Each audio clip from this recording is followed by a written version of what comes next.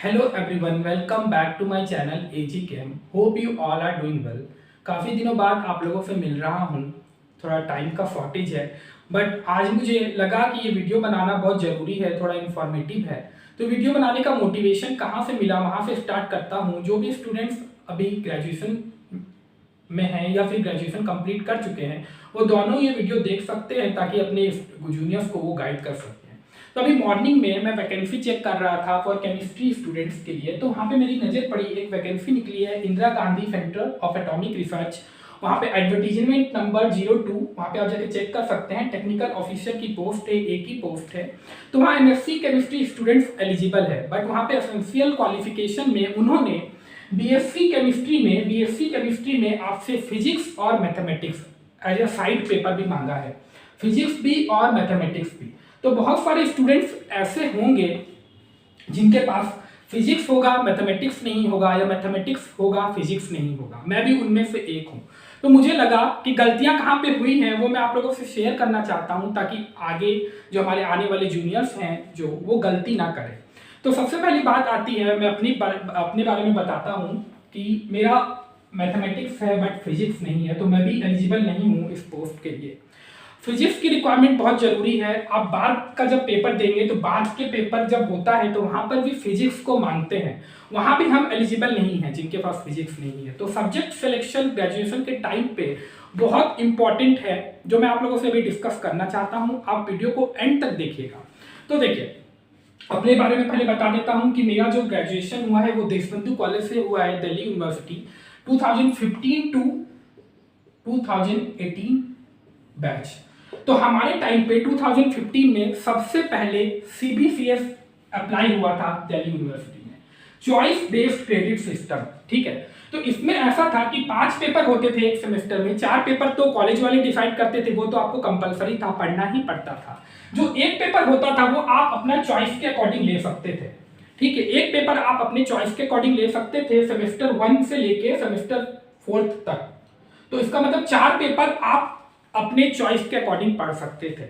तो ऐसा था कि अगर आप डीयू से ही मास्टर्स करना चाहते हैं, अगर आप फर्दर दिल्ली यूनिवर्सिटी से ही मास्टर्स करना चाहते हैं, तो 2 पेपर मैथमेटिक्स आपके कंपलसरी होने चाहिए।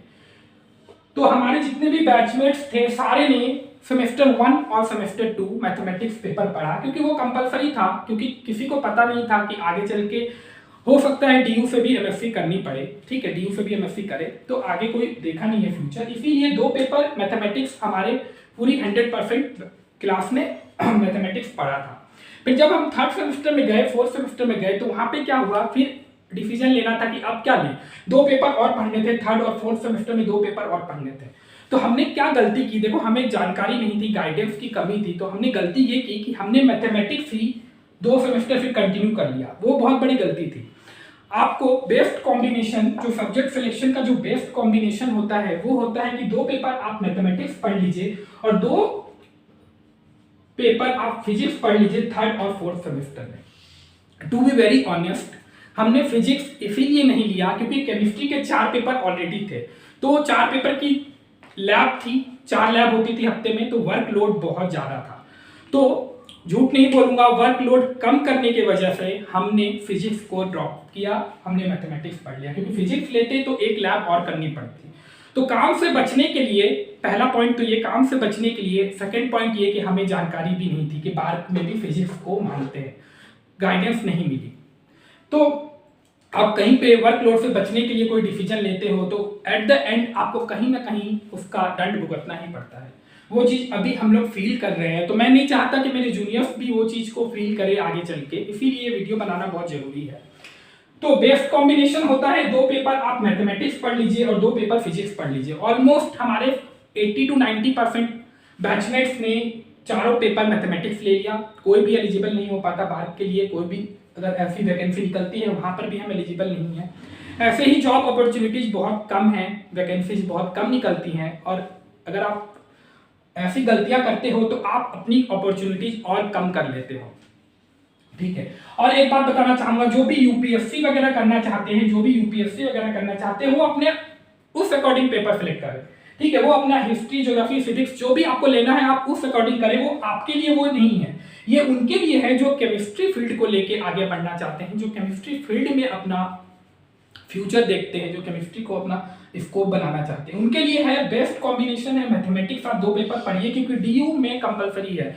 देखिए ये बात भी बहुत लोगों को नहीं पता है, ये हमारे प्रोफेसर ने हमें बताया था। डीयू में 2 पेपर, डीयू से अगर एमएससी करना चाहते हैं तो 2 पेपर मैथमेटिक्स कंपलसरी है, और फिजिक्स को 2 पेपर आपको पढ़ना कंपलसरी है अगर आप भारत में जाना चाहते हैं या फिर आप कोई भी एटॉमिक रिसर्च सेंटर वगैरह में जॉब करना चाहते हैं।